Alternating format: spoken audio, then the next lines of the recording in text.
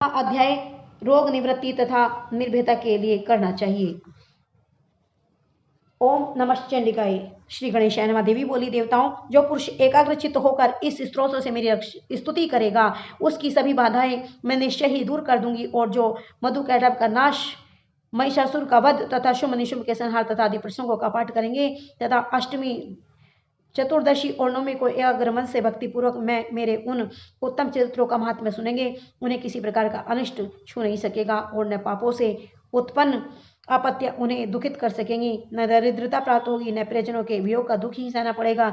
इतना ही नहीं, उन्हें शत्रु से, लुटेरों से, राजा से, शस्त्र से, अग्नि से तथा जल से भी कभी भय नहीं होगा। इसलिए सबको एकाग्रचित्त होकर भक्ति पूर्वक मेरे इस महात्म्य को पढ़ना और सुनना चाहिए। मेरा यह चरित्र परम मंगलदायक है।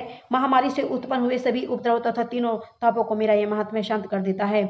जिस मंदिर में नित्य ही मेरा यह महात्म्य पढ़ा जाता है उस स्थान को मैं कभी नहीं त्यागती, वहां सदा मेरा वास रहता है। बलिदान, पूजा, अग्निहोत्र एवं महोत्सव के अवसरों पर मेरे चरित्र का पाठ करें और सुने। इस प्रकार विधि जानकर अथवा बिना जाने बलि, पूजा, हवन आदि जो कुछ भी करेगा उसे मैं बड़ी प्रसन्नता के साथ ग्रहण करूंगी। लेकिन जो बलि करनी है वो किसी जीव की नहीं करनी है, क्योंकि जिसको हम जीवन नहीं दे सकते उसका जीवन ले नहीं सकते।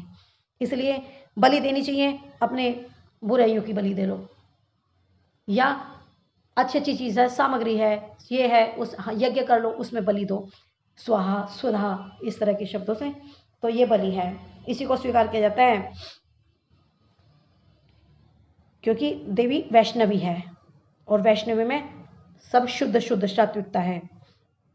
इस प्रकार विधि जाने अथवा बिना जाने पूजा, बलि, हवन आदि जो कुछ भी करेगा उसे मैं बड़ी प्रसन्नता के साथ ग्रहण करूंगी। शरद काल में जो वार्षिक महापूजा की आती है उस अवसर पर जो मेरे इस महात्म्य को भक्तिपूर्वक सुनेगा वह मनुष्य मेरे प्रसाद से सब बाधाओं से मुक्त तथा धन धान्य एवं पुत्र से संपन्न होगा। मेरी उस पर कृपा होगी, इसमें संशय नहीं है।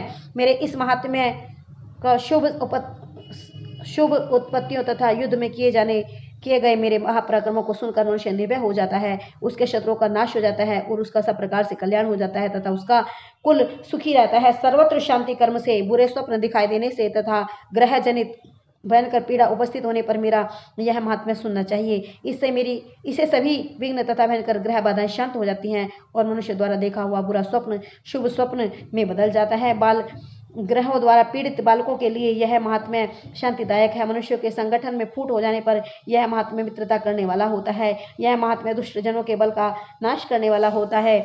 इसके पाठ मात्र से राक्षसों, भूतों तथा पिशाचों का विनाश हो जाता है। मेरा यह संपूर्ण महात्म्य मेरी सन्निधि प्राप्त करा देता है। पत्र, पुष्प, अर्घ्य, धूप, गंध तथा उत्तम साबुन द्वारा मेरा पूजन करने से, ब्राह्मणों को भोजन कराने से, होम से, प्रतिदिन के अभिषेक से तथा अन्य प्रकार के पदार्थों के दान से वर्ष भर जो यह सब मेरे अर्पण करके आराधना करते हैं, इससे जो मुझे प्रसन्नता होती है वही प्रसन्नता मेरे इस महात्म्य के एक बार सुनने से हो जाती है। इसे सुनते ही सभी पाप नष्ट हो जाते हैं और आरोग्यता प्राप्त होती है। मेरी उत्पत्तियों का कीर्तन सब भूतों में रक्षा करता है तथा सब युद्धों में वर्णित मेरा चरित्र दुष्ट असुरों का संहार करता है। इसको सुनने से मनुष्यों को शत्रु का भय नहीं रहता। हे देवगण, तुमने और ब्रह्म ऋषियों ने जो मेरी स्तुतियां की हैं वे सभी मंगलमयी, बुद्धि प्रदान करने वाली, वन में सूखे मार्ग में अथवा दावानल से घिरे हुए जाने पर, निर्जन स्थान में लुटेरों से घिरने पर, शत्रु द्वारा पकड़े जाने पर अथवा वन में सिंह, बाघ या जंगली हाथियों के पीछा करने पर, क्रोधित राजा के आदेश से वध या बंधन स्थान में ले जाने अथवा महासागर में नाव पर बैठने के बाद तूफान से नाव डगमगाने पर, भीषण युद्ध में शस्त्रों का प्रहार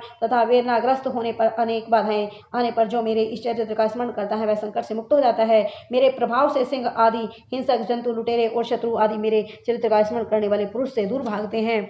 ऋषि बोले, इस प्रकार कहकर प्रचंड पराक्रमी महाभगवती चंडिका का सब देवताओं के देखते ही देखते अंतर्ध्यान हो गई।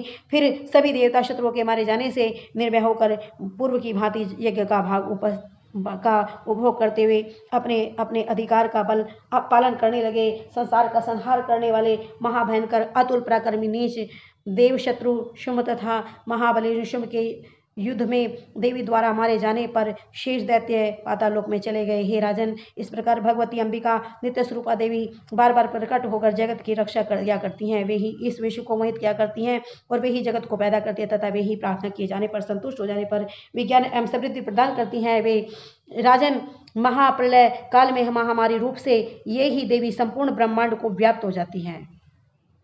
वे ही समय समय पर महामारी और वही अजन्मा होते हुए भी स्वयं सृष्टि के रूप में प्रकट होती है। कारण ये माता प्रकट होगी या कोई भी वहाँ बड़ी बड़ी सी बीमारी आ गई तो ये भी रूप उसका ही है। जब उसको गुस्सा आता है तो ये रूप बीमारी पैदा कर देती है। और अजन्मा होते हुए स्वयं सृष्टि के रूप में प्रकट होती हैं। वही सनातनी देवी समय अनुसार प्राणियों की स्थिति पर क्या करती हैं। मनुष्य के अभ्युदय के समय वे ही देवी घर में लक्ष्मी के रूप में स्थित होकर उन्नति प्रदान करती है। वे ही अभाव के समय विनाश के लिए अलक्ष्मी दरिद्रता बनकर विनाश का कारण होती हैं। पुष्प, धूप, गंध आदि सामग्रियों से पूजन तथा स्तुति करने पर यही देवी धन, पुत्र, धर्म में रुचि तथा शुभ गति आदि प्रदान करती हैं। इस प्रकार श्री मार्कंडे पुराण में सावर्णिक मनवंतर की कथा के अंतर्गत देवी महात्म्य में फल स्तुति नामक 12वां अध्याय पूर्ण हुआ। 13वां अध्याय प्रारंभ। श्री